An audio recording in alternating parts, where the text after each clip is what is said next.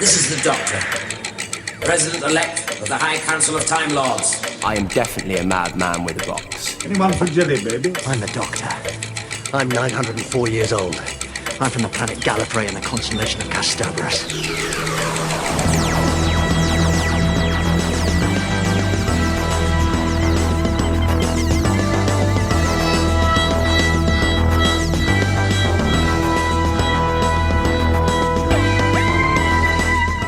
Hey Who fans, and welcome to the Big Blue Box podcast. My name's Gary. My name's Adam. And welcome to episode 44. I'm air drumming as we speak. Oh yeah. Just digging our theme tune today, I don't know why. I do like the bass. It's got a cracking bass theme, isn't it? It's very cool. Yeah. Just as the intro was there, I was drumming away. I got the cymbal hits in and everything. It's good. I'm imagining it. I can just imagine. How are you, buddy? I'm good. Yeah, not bad at all. Thanks. Yourself? I'm very well, thank you. Yeah, the sun's shining. Are the legs out?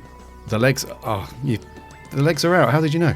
I could just, because the sun's out. Yeah, sun's out, the legs have got to be out. Of course. Yeah. It's been really crap weather, hasn't it, for the first part of this week? Yeah, but it's turning up the heat. Yeah, here in the UK we've had just real bad winds and cold and rain and all the rest of it, but now it's almost like somebody's flicked a switch.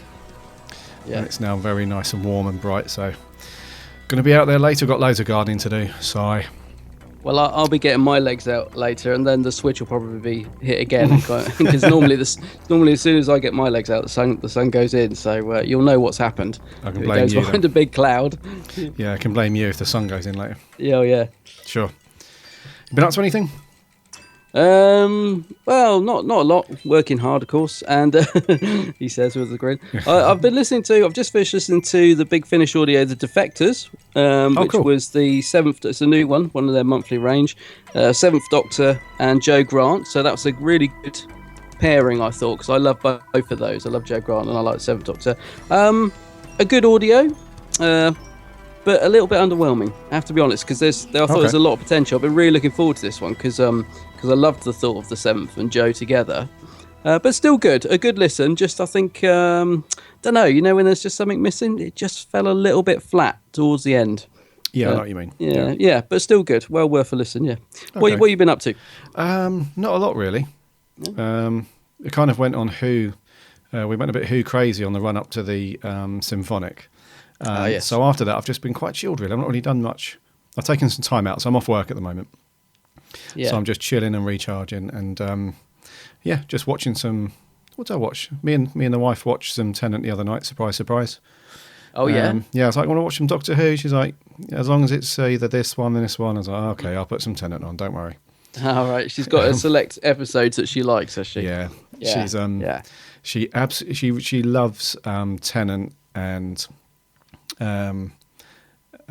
Catherine Tate.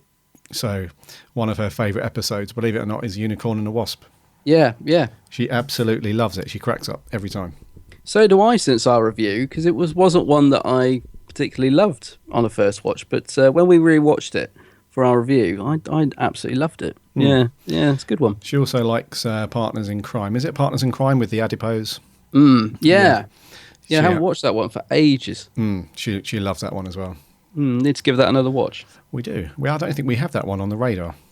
No, we should put it on. Although we were talking about this the other day, our schedule's looking pretty packed because obviously we're assuming the new series will kick off in August, so we'll be doing that. We just kind of pushed a few back that we were going to do, but it's all good because it means we've got plenty of stuff, ahead of us. Yeah, we are packed out until next year for review stuff. So maybe easily, next year, we'll stick it on there.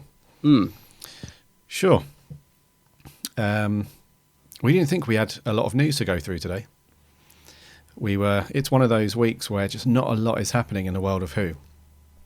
So whether that's because the BBC aren't really putting out much, or there's not much going on in terms of new series updates, all that kind of stuff. However, we had a clanger drop this morning. Oh, we did, yeah. Which we're going to come on to, which is awesome. It's kind of, we'll come on to it. But anyway, it was kind of like the gods were listening. Yeah, I had the same thought actually, and I was a bit worried that there wasn't going to be much news this week. And sometimes I'm glad because we generally record on Thursday, but sometimes we do a Wednesday or whatever. And it's always really annoying if we record and then a big bit of news. Like if we'd recorded last night and then they'd announced this, I'd have been kicking myself. Yeah. So I'm glad we're recording today to get this bit of news in. But yeah. Do you want to land it, mate? We'll get into it. Shall we land this baby? Yeah. Let's do it.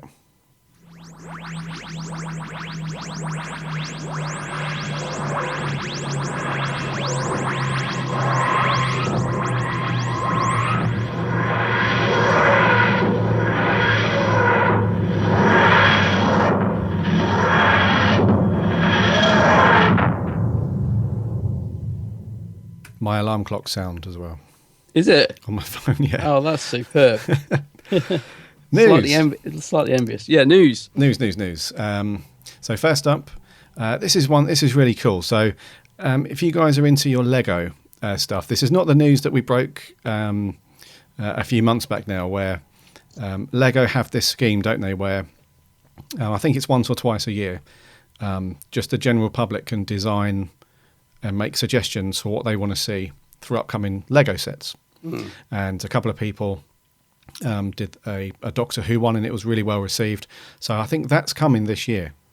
I think Yeah, it is. Yeah. so that's a standalone Lego set. So that now the Lego company and the BBC have taken it a step further, and we're going to have Doctor Who in a Lego video game, Oh, right. Okay. which is awesome because if you've played the Lego video games before, they are so good.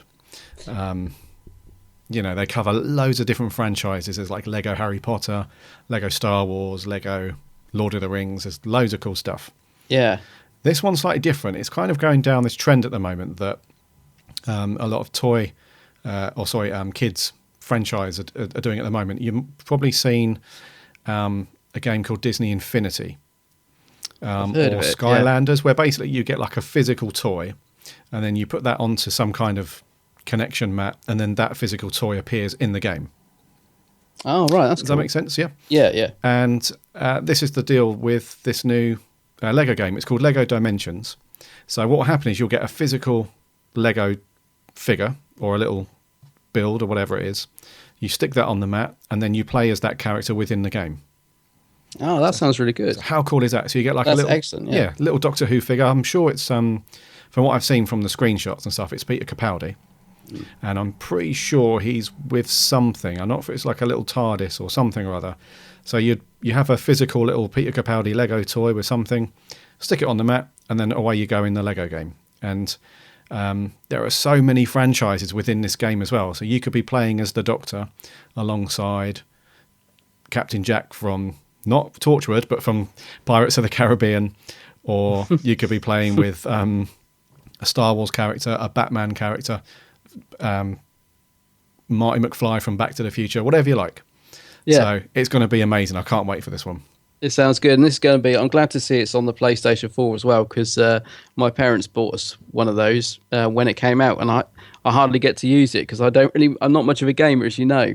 Yeah. So it'd be nice to finally get a game that that I can play on it. This is going to be awesome. Yeah, I've got the PS4 Yeah. as well. And I think, Yeah. you'll get like a starter pack, I assume. That's what they've done. Like when Disney did it and Skyland, you get a starter pack with some figures, but I imagine you'll have to purchase the Doctor Who bit as a separate figure, Yeah. as a separate little thing. But, That sounds awesome. I really like the sound of this. it's not like we're against spending money on Doctor Who stuff, No. after all. No, exactly. So I'm sure it'll be fine.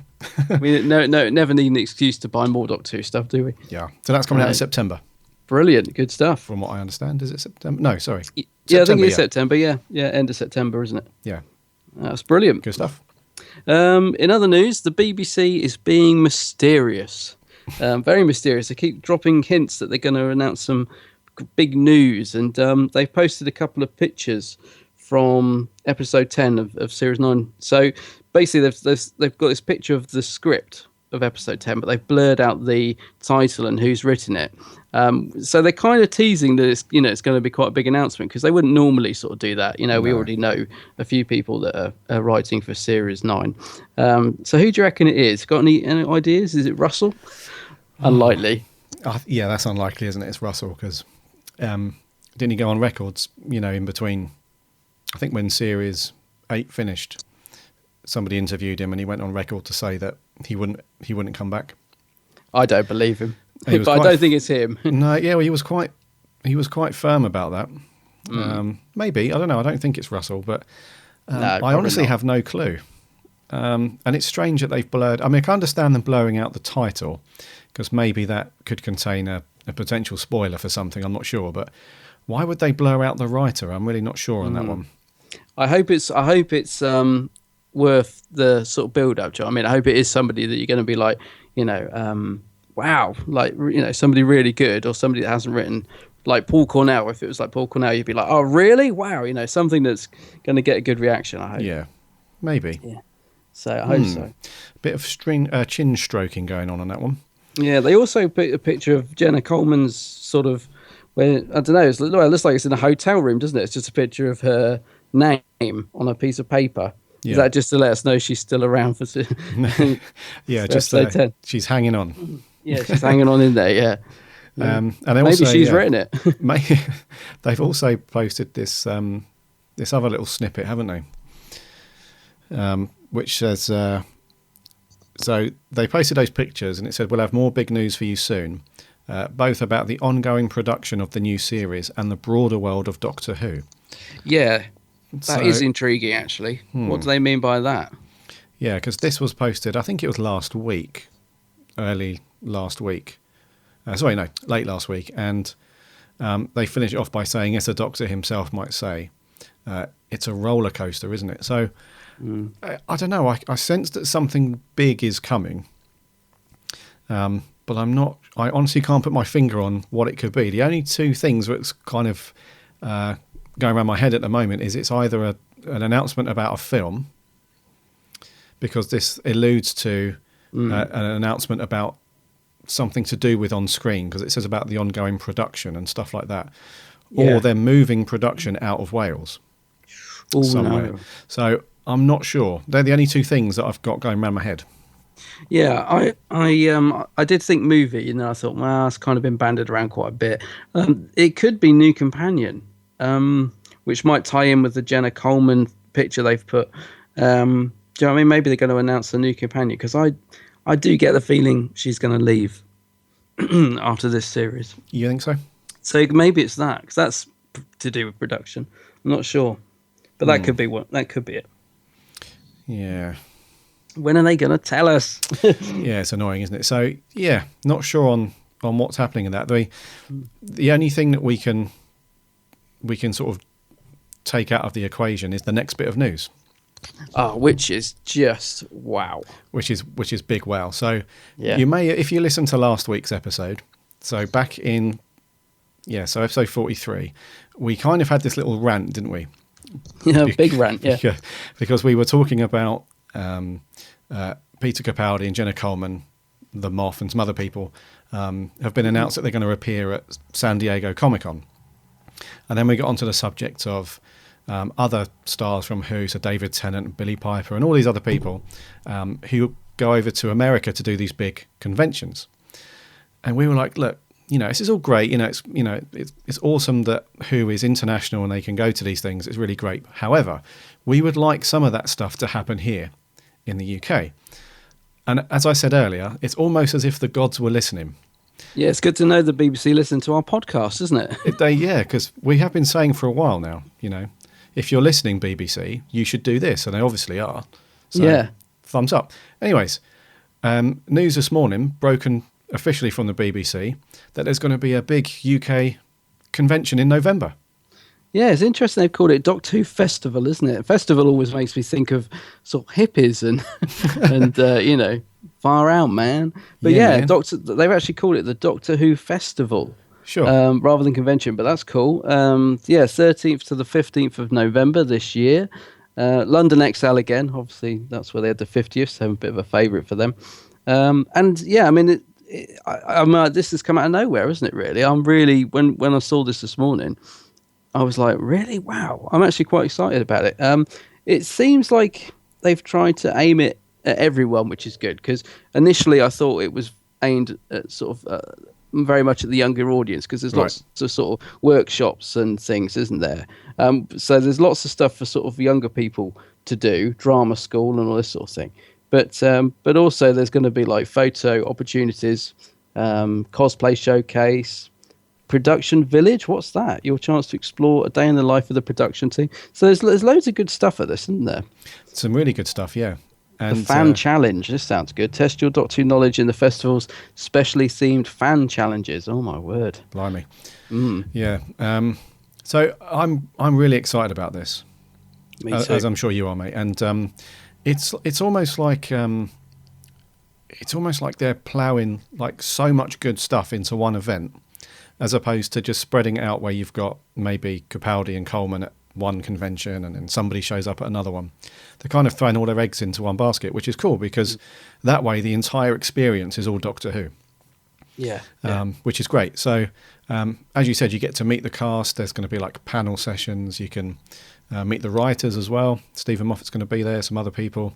Capaldi's going to be there, isn't he? Capaldi's there, yeah. He's there, which is brilliant. Yep. Yeah, hopefully he's there for all 3 days. Is it 3? 3 days, yeah. Yeah, 3 days. Yeah, hopefully he's there for all 3. Yeah, Jenna Coleman will be there.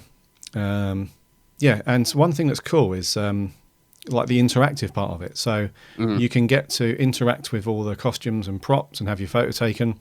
Like you say, the drama school sounds cool. Yeah. So it just says, have you wanted to know the techniques and secrets that actors learn from filming and Doctor Who and all that kind of stuff. And of course, mate, there's going to be loads of merchandise. So yeah, of course, yeah. We'll be knee deep in Doctor Who merchandise, which is cool. So excellent news. Doctor Who convention, i.e. a festival, coming to London November. So tickets go on sale. If you're listening to this on launch day, which will be Friday the 5th of June, which is my birthday, by the way. So yay. Ah, yay. Which would be a good present. Tickets go on sale at 10 a.m. So if you just head over to doctorwhofestival.com, there's a link there to buy tickets. And it's running, so Friday the 13th through to Sunday the 15th. I just realised that's Friday the 13th. Yeah, lucky for some. This sounds really good. Does it? I've been trying to find out what the sort of cost of the tickets are, but I can't see it. It doesn't look like they've announced the price yet, does it? No, there's no prices yet. No. But there is 2 slots. There 2 types of ticket you can buy. You can buy a Dalek ticket or a Cyberman ticket. And the only difference is the different times that you get to go into the theatre sessions. So if you buy a Cyberman ticket, you go straight in at 10 a.m. and then you do all the other stuff afterwards. If you buy a Dalek ticket, then you don't go in until 11:15. So you get a chance to do a bit of stuff before. Oh, that's cool. I see they've got the Series 9 set there as well. Was that the TARDIS set? That'd be good. We'll have to get a photo on there, won't we? Oh, of course, yeah. Yeah, that'd be brilliant. This sounds great. I'm really excited. I just hope the internet will go into meltdown. It always does for these things. But yeah, definitely got to get a ticket for this. Absolutely, yeah. Brilliant. So we'll stick a note as well, but I'm sure you won't. We'll stick a link in the show notes, but I'm sure you won't need that. Just go to doctorwhofestival.com. At 10 a.m. from the 5th. Fantastic. So that's the news. Some good news. Some good news. Adam. Yes? What are we going to review this week? This week we are revisiting the 4th Doctor adventure, City of Death. Hello there. How very curious. 2 thieves enter the Louvre gallery and come out with a bracelet. Couldn't you think of anything more interesting to steal? Well, I just thought it was awfully pretty. A terribly unusual design. Of course, it would have been much nicer to have stolen one of the pictures, but I've tried that before and all sorts of alarms go off, which disturbs the concentration. Yes, it would. So you stole the bracelet simply because it's pretty? Yes. Well, I think it is, don't you? Yeah? My dear, I don't think he's as stupid as he seems. My dear, nobody could be as stupid as he seems. Oh. This interview is at an end. Good. Well, we'll be off. A quick stagger up the Champs-Élysées, perhaps a bite at Maxim's. What do you think, Romana? I think a rather better idea would be if Hammond were to lock you into the cellar. I should hate to lose contact with such fascinating people. Ah, Duggan! What are you doing, for heaven's sake? That's a Louis Cairns. You're not going to Just behave like a civilized guest. I do beg your pardon, Count. Thank you. Now, Herman, if you'd just be kind enough to show us to our cellar, we'd be terribly grateful. Do come along, a good chap. What a Great wonderful stuff. scene. Yeah. Oh, great stuff. And there's so many wonderful scenes in this episode. There is, yeah. First time you've watched it, isn't it? It is the first time, yeah. And just before we sort of get into it, just give me your overall initial thought. What did you think when you finished watching it? Overall, when I finished watching it, I wasn't impressed, mate. No, rubbish. I'm joking. I was trying to get everybody in unison listening to be like, what the beep? I thought this was a belter. Isn't it just? I'll tell you what a fantastic classic story this one. It's a belter. It is. I must admit, I know we've sort of picked a few. We've tried to pick a few stories the sort of least popular or the ones that will give us most discussion because they're a bit Marmite and stuff. And I know this one is pretty much universally loved. I mean, it's really highly regarded story. But I am glad we did it because I watched this yesterday. And it was just a joy to watch, and I have seen it a few times. Admittedly, I haven't watched it for a while. I just loved it. I really do love this story. Absolutely brilliant. Yeah, it's I don't know. It's one of those. It gives you a warm, fuzzy feeling, if that makes sense. Because right from the off, it's got this really cool setting. You can tell that they've ploughed plenty of effort and money into getting those guys into a good location, and it's a beautiful setting, and the story's good. The effects are pretty good from what there are. There aren't a lot of effects in this one, but the effects are good. Tom Baker is brilliant. I think he's absolutely on fire in it, isn't he? He's really firing on all cylinders. Yeah, he's brilliant in it. Yeah. Romana's good. Yeah, she is, yeah. The bad guys are good. The location's good. Yeah, I think, I mean, okay, let's break it down. So before we get on to that, so this was back in 79. Yeah, 79. Yeah, a 4-parter, so one of those really nice length, 25 minutes each. And this is a Douglas Adams script. Yeah, I always assumed he wrote it. It was only when I watched the special features afterwards yesterday. I didn't realise there was such a complicated writing process to it because it's kind of. I always just assumed it was Douglas Adams under a pseudonym, but it was like sort of initial idea was David Fisher, and then Douglas Adams pretty much took some of his elements and completely rewrote it with the help of Graham Williams. So it was a bit of a sort of joint effort. I just always assumed it was a complete Dougie Adams, but yeah, I mean, I think most of it is. I think it's 95% him, but yeah, you can tell as well. It's quite funny throughout. Yeah, oh yeah.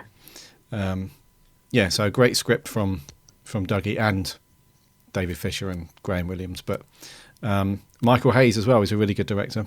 I thought it was brilliantly directed, I have to say. Really do. It just, really well directed. Yeah. So story-wise,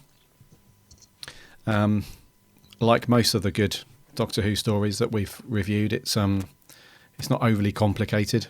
It's essentially an alien who's got splintered throughout time, trying to escape in his spaceship, and he's trying to build a time machine, effectively, isn't he? So he can go back in time to stop himself from blowing up his ship and splintering himself throughout time. And he does this by way of becoming very wealthy over the years. So he's hired this like genius, Einstein-y type professor to build him a time machine. Oh, the professor. Yeah, which is kind of going okay. You've made good progress, but then the Doctor turns up, obviously. Because I think as they're testing this machine, the Doctor and Romana can feel like these little splinters in time. That's right. Little bits repeat themselves. So once again, the Doctor's got his sensible head on. He knows something isn't right. Investigates. Very amusingly gets captured. And then we're off into the rest of the story. So, and I'll come into it a little bit later, but I kind of have a little bit of, felt a little bit sorry for the bad guy in this. I'm not sure he's that bad, really, but Scaroff, yeah, he's love it. Yeah, so that's the story. So, what did you think to how this kind of kicks off? It's very picturesque throughout Paris, and and then we're straight into it. I was wondering actually watching it yesterday because in my head I always think it starts with the shot of the Eiffel Tower, and I always forget that we've got the the scene with Scaroff in the spaceship at the beginning. Yeah. And I remember, when I first watched this many, many years ago on VHS, I remember thinking about the gloves, because you could sort of see that the costumes not fit properly. And I was thinking, obviously knowing that it was your first time watching, I was thinking, now what is Gary going to be thinking in these opening few minutes with this sort of, this funny monster with an eye in the middle of its head with badly fitted gloves on this set that's really overlit. I mean, I think it's brilliant, but I was just thinking, now this is not going to know what's coming, after this. No. And then obviously we're into Paris. Oh, I do. Yeah, I do as well. I love the spaceship, and the fact that the thing that he's in looks nothing like the spaceship they've just shown as well. And then we go into Paris, and there's something really great about seeing them on a real location. Like, you sort of get the feeling that the Doctor and Romana are just having a little break. And it's just sort of wandering around, having a nice time. And the interaction between the two is brilliant, isn't it? It's like, really they're good. really, I don't know, they're just flat. Like, there's a bit, isn't there, where he's saying, what Paris has, it has, and she's saying a bouquet, and they keep going, and that just the way that they interact and deliver the lines together is just really great. And I love the fact, you're saying about the splintering of Scaroff gets splintered through time. Oh yeah. I like the fact that we don't find out that until later on. Do you know what I mean? It's really well sort of paced, I thought, in the fact that we get bits of the storyline and we think we know what's going on, and it's only sort of midway through that we find out really what he's trying to do, and that he's actually fractured through time. And then, like you said, that then adds a spin on it, because then you sort of think, well, I can kind of understand him now, and he's not really all that bad. He just wants to, well, he is sort of bad, but he's got a reason for doing what he's doing, sort of thing. And I like the fact we don't find that out straight away. This sort of unravels slowly, but in a really well, it's really well paced, if you know what I mean. Yeah. And to touch on the location thing, you can tell that they were getting their money's worth as well, because they include all the sightseeing stops and. Oh yeah. Yeah, so they're probably like, well, if you're going to go to Paris, you need to get all the big sites in, otherwise we're not going to pay for it. That's right, and they do a pretty good job, don't they? And they do, yeah. They nip around. It's quite funny as well, because I found that there were two types of extras in this story, which made me laugh, because you had the first lot of extras who didn't know they were extras. Which is hard to explain, because like when they're riding the subway and all that stuff, you've got all these, just the general public. Yeah. And I'm thinking that maybe the director said like, oh, we're just shooting a quick scene, whatever, try not to look at the camera or something. But there's a few people that just stare right into the camera, especially on the underground train and stuff. And then you go to like these other scenes where I'm assuming it's a set, or it was shot inside a cafe in Paris. I'm not 100% sure, but they've got these extras who are like in the black and white stripy tops with the berets, stereotypical. They don't Parisian, speak, do they? Yeah, don't get any lines. But they just stare at the Doctor and Romana the whole time that they're doing these scenes. Yeah. So you've got the director thinking, I can't handle this. I'm out on location, and I've got people in general public pretty much doing as they're told. And now I'm on set with extras, like proper extra actors, and they're just staring at Tom Baker the whole time. Yeah. So I noticed that. Do you know what I mean? I noticed quite a lot of the time. There's people just watching them, like when he's running down the street. It's just people looking like, "What's going on?" Yeah, I found it hilarious. I did. So I thought it was really cool. I mean, I can only excuse it by sort of saying, "Well, they're probably just thinking because he's running through the street." But yeah, I noticed the woman on the train looking straight at the camera. And it sounds like, well, watching the extras yesterday, it sounds like a lot of the places that they had sort of arranged to film at when they arrived there was shut, because it was like a May bank holiday. Right. And so it was quite a sort of troubled shoot in many ways. So they had to sort of improvise. And I wonder if that's why. I wonder if they sort of got to location and were like, oh, we can't film here. Well, let's go and just do it down the road, or, so that could be why. And apparently Tom Baker set the alarm off in the Louvre or one of the art galleries. When he rattled us the door, set the alarm off, and they just sort of said, right, we've got to go down the road and film the next scene now. So they just sort of left one of the production to sort of explain why the alarm was going off on this closed gallery and stuff. So yeah, it's great though. I love seeing them in Paris. Like you say, they get in every sort of landmark. And they have to dodge busy Paris traffic as well. Yeah, These- I'm taking you've been to France. Yes. The driving over there really is scary, isn't it? I mean, I've been there a few times. I love Paris, but the driving is scary, isn't it? It's terrible. It's really Yeah. bad, and you can see Tom and Lila just running like in between cars. They're not like it's not like the people driving the cars are part of the production. That's like real live traffic, Yeah, and they're exactly. weaving in and out. I was like, oh my god. This is what I love about shows from like the sort of around the 70s. It's got a more real feel to it. Like I said, you know that those people are real and okay, yeah, they're watching and looking at the camera, but it gives it you feel like they're really on the streets doing it, and it gives it a more realistic edge. Yeah. Because I noticed that in a lot of old programs, like I love the Sweeney and Minder, and you very often see them walking down the street and people are clearly just looking and staring and watching. But I really like it. I think it gives it a realistic sort of touch. Yeah, it's cool. You know what I mean? Yeah, and I think this was the first time that they'd done this outside of the UK, right? Yeah, that's right. Yeah. The first time. I wonder when they went after this then, because I think for quite a few of the stories after this, they didn't go anywhere outside the UK for a while. No, I don't think they did. In fact, the next story, Creature from the Pit, from what I remember, is very studio bound. Yeah. I think the story before, Destiny, that's in this. That is very much the typical Quarry Doctor Who, Destiny of the Daleks. But yeah, you're right. I don't think they, it's probably quite nice for him to go from the Quarry to Paris. Yeah, it's a great backdrop. They could have gone anywhere. They could have gone to London, wherever. But so very, very cool that they were in Paris for that. Right, characters. Let's talk about Scaroth. Scaroth, brilliant. Yeah. Let's talk about him because he was quite. I kind of not misunderstood, but I kind of had him pinned as a completely different character when I first saw him in the first few scenes. As the Count? Yeah. Or because, yeah, as the Count, because in those first, 2 or 3 scenes, I kind of had him down as a James Bond villain type of guy. All right, yeah. I thought he had aspirations of like world domination or world destruction or something like that. And as the stories go on and you're seeing what's happening to him, you kind of realise that he's actually done some good things, hasn't he? Like over I think how many years was he splintered across time? Was it like 400 odd years? 400, I think. Something? Yeah. And so over that time, he's actually, taken, a lot of civilizations and nurtured them into doing these really great things. Yeah. So you kind of then realise in the modern day time that he's responsible for a lot of the cool greatness, I guess, that these civilizations have done. That's right. He's been trying to speed things up, hasn't he, over time to sort of get where he is in the present day. That's right. I love Julian Glover. I love his performance. Don't you?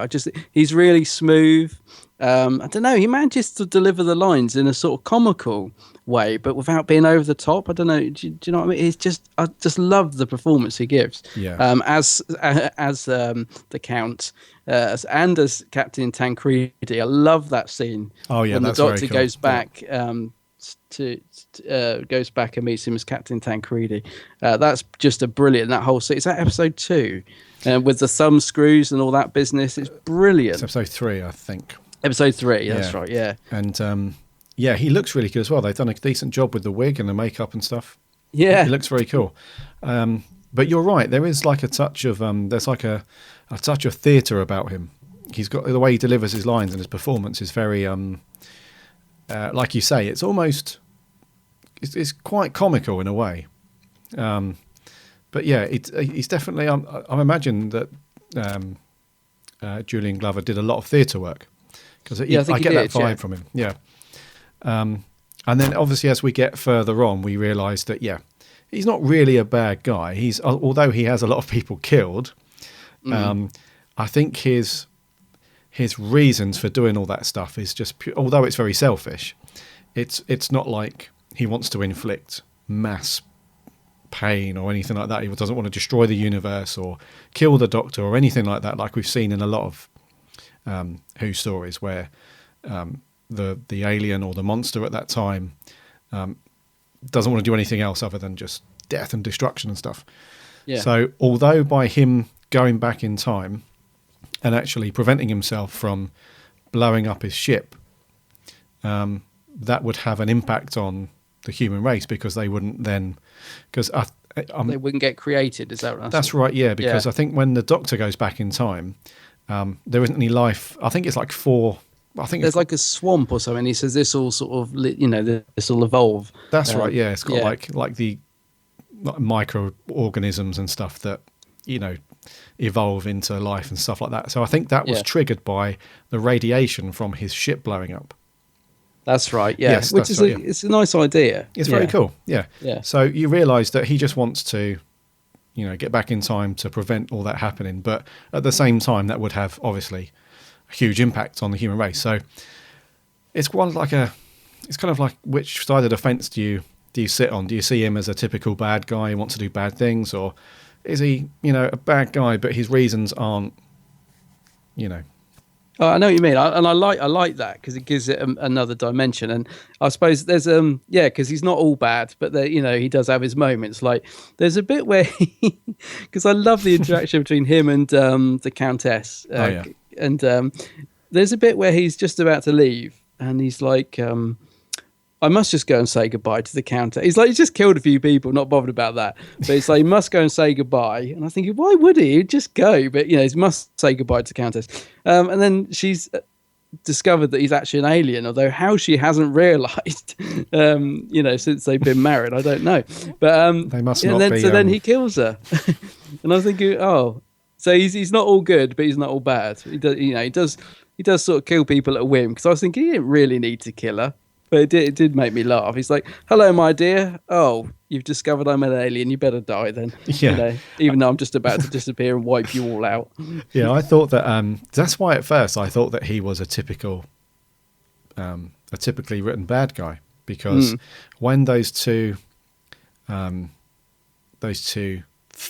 as the Doctor calls them, kind of captures them at the cafe and then brings them to his mansion. They've delivered the Doctor and Romana and Duggan, who's a really good character to come on to. Yeah. They deliver those guys there, and he's kind of like, your work's done, sort of thing. And as they leave the room, he's like, have them killed. Yeah, that's right. Yeah, I was thinking, what did they do? Yeah, I was thinking, whoa, hold on. They've just done you a favour. Anyway, so at those points there early on, I thought, yeah, this guy's he's a typical bad dude. Yeah. But then, as the story goes on, you realise he's just selfishly trying to not get himself blown to crap across time. But he's a great character, though. And what do you think of the mask, like the green? There was one scene where he's taking off his human mask. Yes. And as he takes the human mask off, which is obviously some latex rubber or whatever, the green slimy mask underneath lifts up. That also lifts up and it's got a big wobble and stuff on it. And that's very cool. It's one of those times where you just think that's very cool. I bet, yeah, because I can imagine. I just thought, I bet they've done that over and over again and just thought, you know what, that'll have to do. But I actually quite like the mask. It's very simple. It's just like a bag of green spaghetti with an eyeball in the middle, isn't it? Basically, yeah. Yeah. But it kind of works. I mean, it's just the fact he's so smart underneath as well, because he's got his white suit and his cravat and then this great big horrible face, and it just makes me laugh. And I love the bit as well, and it shouldn't make me laugh, but it does, is when she unravels the scroll with all the Egyptian stuff, and then right at the end, there's just that big green monster. Oh yeah, of him. Yeah, that just made me laugh as well. It's one of those things, isn't it? Like you said, how did she not know? How did she not know? They obviously weren't very. They weren't intimate. Yeah. Yeah. Because I'm assuming that underneath the suit, he was all like green and slimy. Or it can't be have a human body with just the green head like that. It doesn't bear thinking about, does it? Yeah. So anyway, Duggan. Duggan. What's the actor's name? Tom Chadbon. Yeah. The guy that can't stop thumping people. I love that end line, and I don't know if it's it does say on the commentary or on the text notes that it was Tom Baker's improvised it at the time. But Okay. that's a brilliant line where it says, Duggan, I think that's the most important punch in history. Oh, and that's I cool. love that Yeah. because he has punched about 4 people up to now, and each time the doctor's told him off. So I love the fact that the last punch is actually needed and is, and the doctor delivers that line. It kind of brings it full circle. So if Tom did improvise that line, I'm glad he did, because I think it's just a real great way of bringing that full circle sort of thing. Because I like Yeah. Duggan, don't you? He's fun. He's very He's cool. Yeah. And also I do like the fact that the doctor keeps telling him off. Yeah. That's really funny, where he gives a few slaps and the doctor's like, what are you doing? And the funniest one for me was when he knocks the professor out. And the professor's not done anything to him. He's not doing anything at the time. He's just having a conversation with the doctor. And all of a sudden, he just gets walloped. I feel really sorry for that professor. He's not allowed to sleep. He's forced to make all these machines. He gets knocked out for doing nothing. He tries to help people. Oh, just that poor professor. And then he gets sort of what happened? He gets evaporated, doesn't he? He turns into like a skeleton. Yeah, his timeline gets accelerated, doesn't he? So he goes like really old to a skeleton basically in like 10 seconds. Poor old professor. He really does go through the ringer in this story, doesn't he? Kerensky. He was played pretty well though, David Graham. Yeah, he's sort of playing the sort of slightly nutty professor. Yeah, he does a good job. Very good. Yeah. And what did you think to? There wasn't much of a support cast. You had the butler guy for the A count. wonderful butler. What does he say? There's a classic line, isn't it, about the butler? He's so violent. Or Wonderful something butler. like He's so violent. that. Yeah. Yeah. No, the supporting cast are great, but I think what is good about this story is that all the main cast they just really gel so well, don't they? I mean, I love to see like that clip that you played in, the scene with Tom, and I almost wish we'd got a bit more of the Doctor and Julian Glover, because I just love it when they're in the same scene together. I think all the cast are great, actually. The Countess, the Count, and like you said about Tom and Lala as well, because Tom and Lala in real life were sort of involved around this time, they could be very. I don't know. Sometimes it showed on screen that they weren't getting on. I mean, in some stories, Tom won't even look at Lala. He can be. You could see, you can almost feel the tension through the screen. But in this story, they are brilliant together. Just love that Doctor companion relationship, because it's somebody said it was a bit sort of flirtatious, and they are almost like a couple in this, aren't they? Almost, yeah. Yeah, they're sort of almost like a couple on holiday, but they just get the line just right. There's not, you never get the feeling that there's any sort of anything going on towards them. It's not a sort of Doctor and Rose relationship, but you do get the feeling that they're very close. And yeah, I suppose it's because they're both Time Lords and stuff. They're just sort of having a break. So yeah, I love Tom and Lala in this. I think it's one of the best stories with them together, because in some stories they just, I don't know, I think their personal life just overran into the show a bit. But they seem brilliant here. I actually think, considering how great Tom Baker is in this story, I was quite surprised to see on the DVD they've got some raw studio footage. I don't know if you've watched it. I haven't seen this one. So behind the scenes, and Tom is really, he's quite angry and aggressive, and it really surprised me considering the brilliant performance he's given. In this episode, because I know he can be. I know towards the end he got very difficult and stuff. But yeah, I mean, there are scenes like, the torture scene we were talking about earlier. What a brilliant scene that is, where he's at Leonardo da Vinci's, and it's really well done, isn't it? And then I was watching the sort of studio footage of it, and they can't get the thumb screws to work, and Tom's effing and blinding, and thumb screws don't work. He's really going mad. And there's, I think there's a bit in the prison as well where he's like, let's get this scene done. He's really shouting, and they zoom in on Lala, who looks mortified, and it's just really bizarre to see all this tension behind the scenes when you watch the episode, because it's just, but maybe that's why it's so good. It's just such a brilliantly fun episode to watch. Yeah, you wouldn't get that vibe that anything was going on, kind of negatively behind the scenes, because it's also well acted, this one. Yeah, So and natural. Julian Glover comes across quite well on the behind the scenes bit. I mean, there's quite a lot of bits going wrong, because his stuff for the time's quite technical, isn't it? You said about the mask and that, and he seems to be quite laid back when stuff goes wrong. It's worth watching that studio footage, because it does give you a bit of an insight into what was going on. It's surprising. It's sort of not what you'd expect, I suppose. Yeah, and we had a little cameo, didn't we? John Cleese. Oh, brilliant cameo! Yeah. Yeah, which is weird because he wasn't really a typical John Cleese character in this. It's almost like he wasn't doing a character at all. He was just being himself.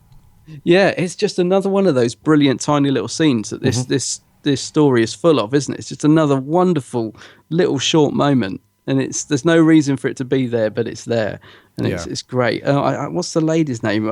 She's one of those that I know from lots of things, but don't really know. Eleanor Bron. Yeah, that's it. So yeah, it's a really nice little scene of them just looking at the TARDIS. Love the fact the TARDIS is in an art gallery as well. Like, what a brilliant place to land it, and for it not to be, noticed and stuff. Really cool. Yeah, it's very cool. And like you say, this each of these 4 episodes is littered with just brilliant scenes that just make up a great story. It's very, very cool. Yeah, I mean, all the stuff with the Mona Lisa and him writing "This is a fake," and the thumbscrew with the "I refuse to be tortured by someone with cold hands." The violent butler. There's just so many great little bits in it. Yeah, it's brilliant. I was wondering if you were going to watch it with your other half, actually, because it's one of those stories people say, if like people aren't really into Doctor Who, but you want to get into watch an episode, it's a good one to watch because it's got lots of humour in it. And I think it is a good story for, if you're sort of trying to get someone into Who, or if you want just to put one on and say, oh, this is a good one. Oh, okay. Yeah. No, just me on my onesie. Yeah. Not in a onesie, on my on my own. Actually, for a review of episode, I always think it's best to watch them on your own, because it's always different when you watch something with someone, isn't it? Yeah. If you love something and then you watch it with someone, you always notice the bad things in it, don't you? It's never the same when you watch it with someone else. I always watch the review episode on my own. Yeah, me too. Yeah. Unless it's one that I know that the missus will really, really, really enjoy. So yeah, I'll just watch it on my on the sofa with the biscuits and a cup of tea. It's all good. Same as me, with my little trusty Who notepad, of course. Of course. Yeah. What did you think? Were you a bit miffed by Lala's schoolgirl costume? Were you a bit like, what is she wearing? Because it kind of suits her. Yeah, I was going to say it kind of suits her. Really, I just thought it does. No, it wasn't. It wasn't too bad. Why have you got issues with that, buddy? No. I was just when I was reading through it, because I remember first time I watched it, just thinking it's a very unusual, because she's normally dressed like in Destiny Daleks before this. She's sort of dressed in a outfit that mirrors the Doctor's, and her costumes can be quite sort of outlandish. And apparently Lala actually chose that costume herself for this one. They had a silver cat suit was actually what she was going to be wearing in it, and she's told the designer, because Lala's a very strong personality in real life, let me tell you. I've met her a couple of times, and I can just imagine her saying, I'm not wearing that, because apparently this is what happened. She said, no, I'm not wearing that. And so Lala designed this sort of schoolgirl costume because she thought that there'd be lots of schoolgirls out there that hated wearing that, and this might encourage them to wear it. That's apparently why she's in it. So I see. No, I think she carries it off. I think she looks fine. Yeah, and I love Tom's. Tom's got a slight variation, hasn't he? He's got this weird paint badge on, which I kind of like. I don't know if we see it the paint, that often. Paint tubes and on his thing, yeah. Yeah, and this sort of grey coat. Yeah, I like it. Yeah, it's cool. I was going to say, because Romana, she's normally got a long scarf on, hasn't she? And she could be. Yeah, the costumes do vary quite a bit. That's very cool. But I like Lala. I've met her a couple of times, and first time I met her, I did think she's a bit abrupt. I thought, oh gosh, not sure about her.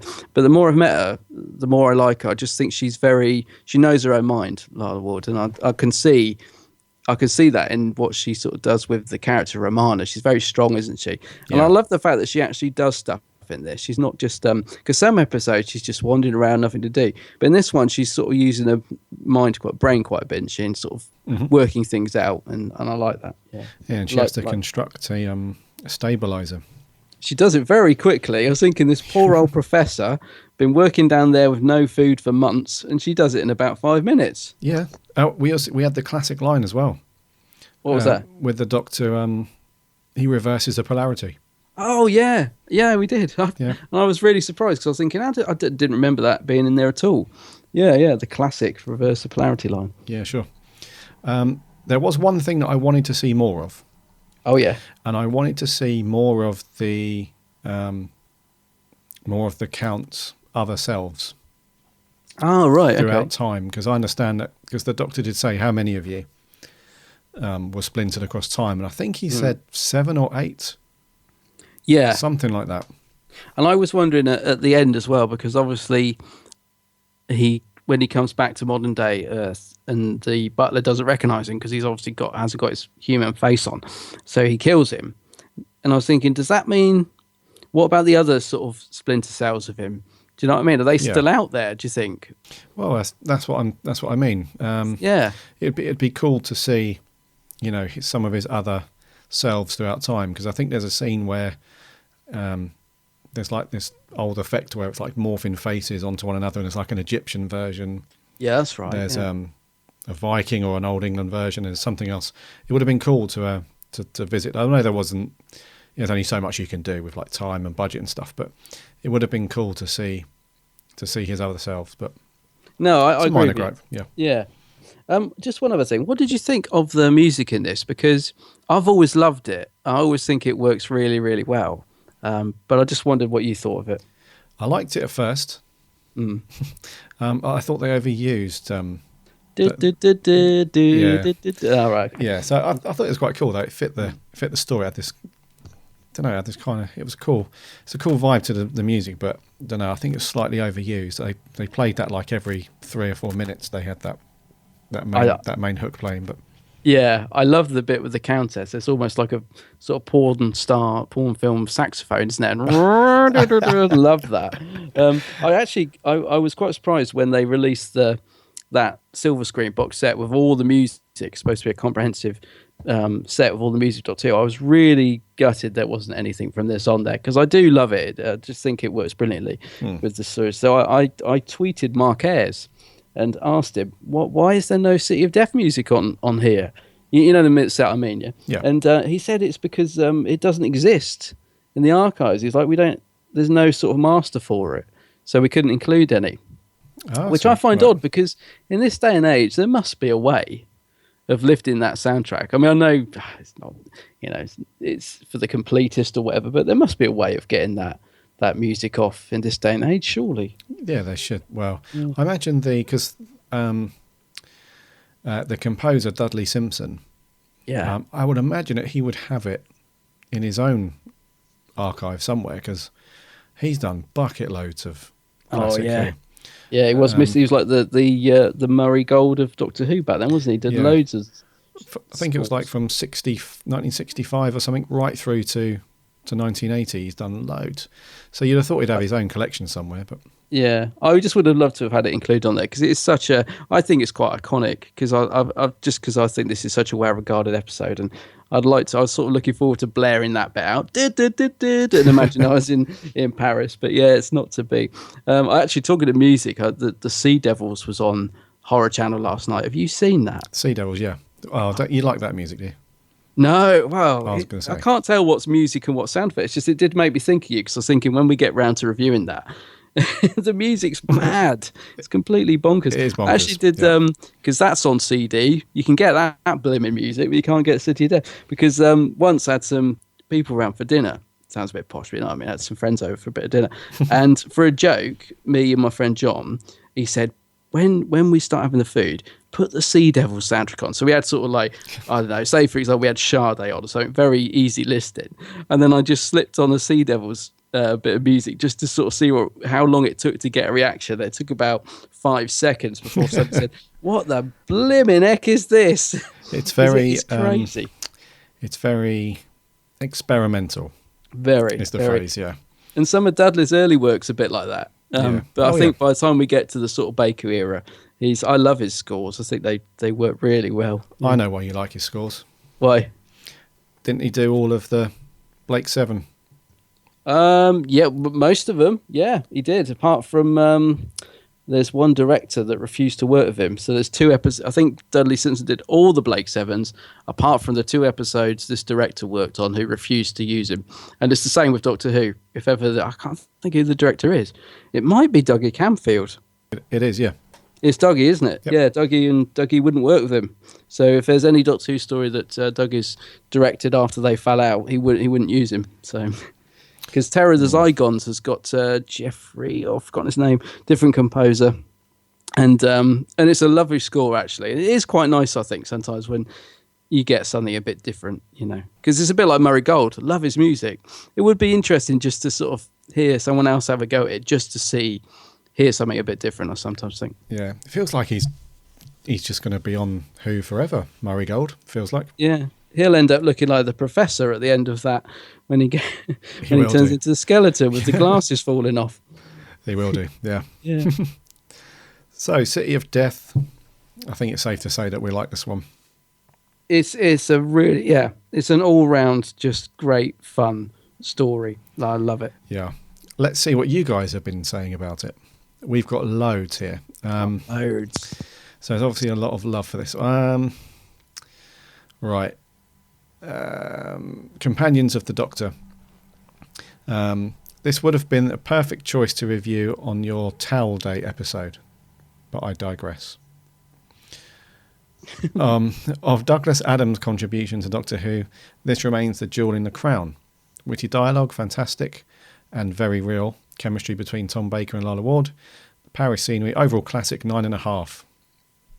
9.5 out of 10 jelly babies from Michael. Great. Callum MacArthur, loved this story. One of the gems from the classic series. Tom Baker and Lalla Ward have great chemistry in this. And who could forget the great music? 9 out of 10. Yay. Stu Gee, arguably the best story of them all. Witty and charming with a simple plot about an alien scattered through time. It's very watchable. And of course, the location helps. A pleasure to watch. Matthew Gibson Duxbury, I love this episode. I like the setting and the villain a lot. A lot does a Series 7 Part 2. Sorry, let me start that again. I love this episode. I like the setting and the villain a lot. It also does the Series 7 Part 2 think a lot of slip people in different times, so much better than Series 7 Part 2. And lastly, fun factors, I think it is a top 5 for most viewed Doctor Who episodes of all time. He gives it a 10 out of 10. Kai McNamee, a true classic in every sense of the word.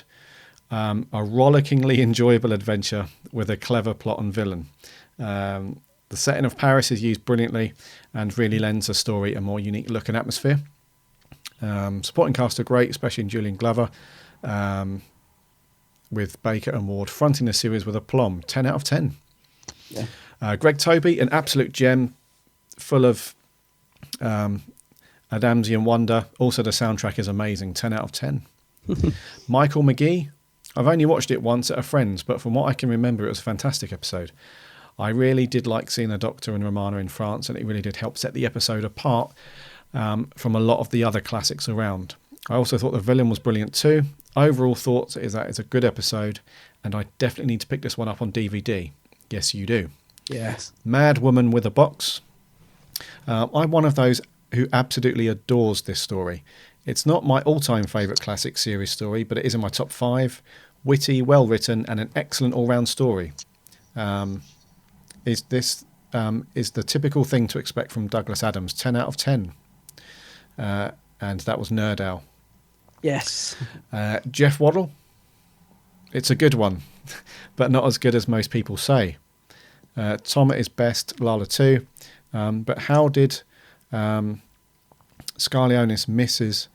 not know he was an alien? No doubt this will be a big finish, explicit release. 8 out of 10. P.S. Duggan is great too. Yeah, he is. Devin Baker. Wow, just wow. I can see why Wesley doesn't like it, but it's one of my favourites. 10 out of 10. Who's Wesley? Don't know. Person called Wesley. Wesley? Ben Smith, a brilliant episode with great chemistry from Tom and Lala. Amazing use of France location filming, incredibly humorous and well-placed story with a great villain. Although Duggan was two-dimensional and the scene with him breaking through the wall was cringeworthy, 9.5 out of 10. P.S. I was a little harsh last week. Now I would give it 3 out of 10. Ew.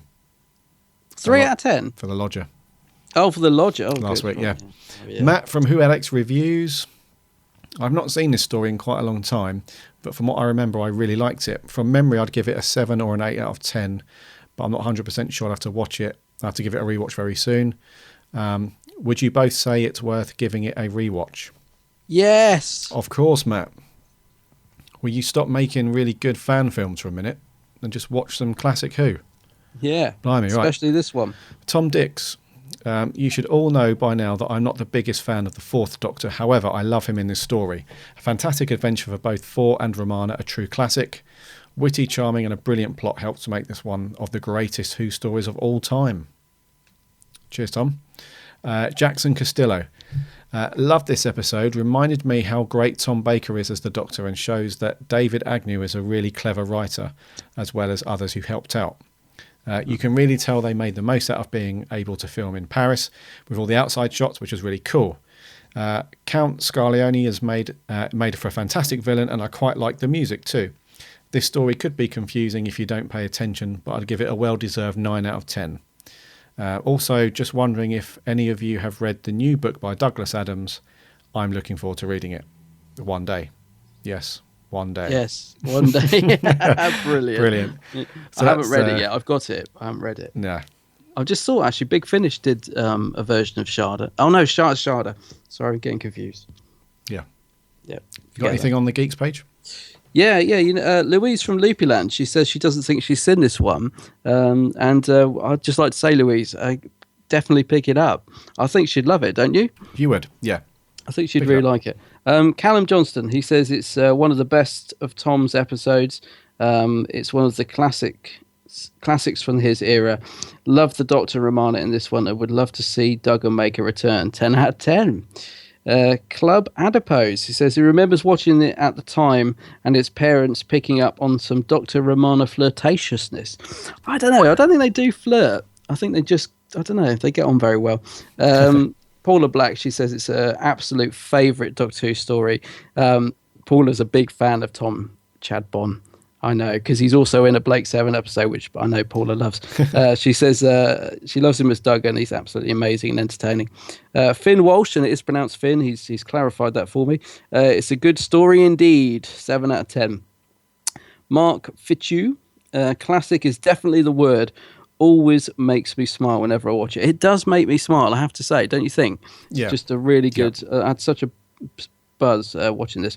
Helen Jones, she left a really fantastic comment, but it's ever so long, so I'm going to cut it down, but do check it out on Geek Sandbag. She says definitely one of the very best stories of the Tom Baker era. They just look so happy making this story. They do, but watch the studio footage, it tells a different story. But yeah, they do. She says she loves the cameos from John Cleese and Eleanor Bron. She says City of Death is exquisite, absolutely exquisite. 9.5 out of 10. Wow. So lots of love, very little negativity for this one from our listeners, and I concur with that. We do concur. So on to the scores then. Before we get on to the score, All right. this wasn't a review for the episode, but just like to say thanks to Jonathan McIntyre, who sent us in this really cool photo of Tom Baker working on a construction site before he was cast as the Fourth Doctor. Yeah. And what a great photo. He looks completely different as well. He really does. He's got like a cap. No, he's got like a hat on, cigarette hanging out of his mouth. I know, he looks totally different, doesn't he? Cheers, Jonathan. Life was just about to change for him, wasn't it? Indeed. Yeah. Great picture. Yes. Our reviews.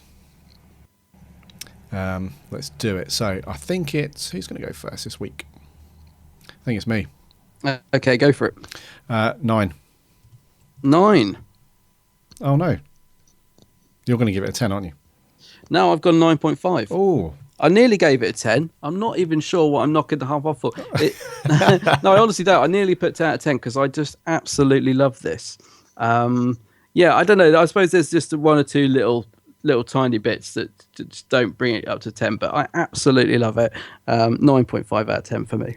I gave it a 9. I was thinking about a 10. I must admit, after I finished watching it, I was thinking, wow, that was fantastic, and nothing really to complain about. But I did knock a point off because I thought it would have been more worthwhile to cut down on the amount of scenes or the amount of time where the Doctor and Romana are running around to that very common bit of soundtrack. To cut that down a bit and use that time to feature Scaroth as his other selves. Right, yeah, fair enough. Other than that, though, no complaints. Absolutely brilliant watch. If you haven't seen this one yet, you are missing out. You need to pick it up. Yeah, definitely. Yeah. What are we doing next week? Next week, it's a Tennant, isn't it? A Tennant one. In fact, it's one of his first ones. It's New Earth. New Earth. We're doing next week. Yeah, The Face of Bo. Be good to see him again. The Face of... Oh, yeah. Face of Bo. Face of Bo, yeah. Yeah, not watched this one for a while. Yeah. Yeah, do you know what? I don't think I think this is one of the few Tennant ones where I haven't rewatched hardly ever. I think I've seen this twice, tops. Ah. I think. I've hardly seen this one at all, so it'll be a good one to watch, I think. That'll be interesting. It will be. So I think we're done, mate.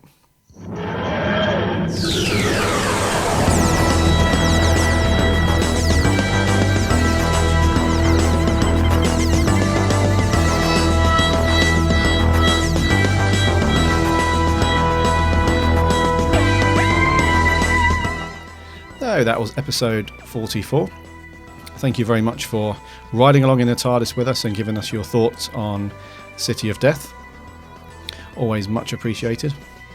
And so the trivia stuff for last week, we asked you who was the only Doctor since its first appearance to never use the sonic screwdriver? And the answer is, Adam, Colin Baker. Colin Baker indeed. The Sixth Doctor, yeah. Yeah. There was a slight caveat. He did use a sonic lance Yes. a couple of times. However, it's not the same as a sonic screwdriver. So you can all get off my back of Facebook and Twitter. Yes, we know it's a lance. It's not a screwdriver. I was thinking of the Seventh Doctor as well. I was thinking, when did he use it? But of course, he used it at the start of the TV movie, didn't he? He did indeed. Yeah. Yep. Yeah, which I'd forgotten about. Yeah. So people who got this one right is Kira Knight on Facebook. Thank you very much. Devin Baker, Michael Ferguson, and then on Twitter, we had Cousins. Cousins. Yep, he nailed that one. We had Matt from Who Addicts. We had. I was going to say the Geek's Handbag then. Well, yeah, I got it right. Obviously, I've got the answer in front of me. Yeah, we had Peter Adamson, Ryan Anthony, and yeah, we said Cousins. So yeah, thank you guys for jumping on and giving us the answer to that one. You clever old lot. You clever lot. Question for this week. Make it, yeah. What were the very first words written in history? Just going to test you a little bit. I don't. My silence said it all. I don't know the answer to this. So, for next week, what were the very first words written in history? When I tell you the answer next week, it'll be one of those ones you'll be like, of course. Of course. It's not once upon a time, is it? No. Oh. No. So, anyways, jump onto Twitter or Facebook, give us your answer, or just comment in the on the website. Just jump on the comments below the post and put it there, whatever you like. So talking on the website, just jump over there, www.bigblueboxpodcast.co.uk. From there you can check out all the previous podcasts. You can go off to Twitter and Facebook, and also give us a subscribe on iTunes. That would be very cool. Also remember to check out Adam's channel, The Geek's Handbag. Loads of cool stuff on there. And we are done. Until next time, my name's Gary. My name's Adam. And no, we didn't start off right. What? 3, 2, 1. Alonzi!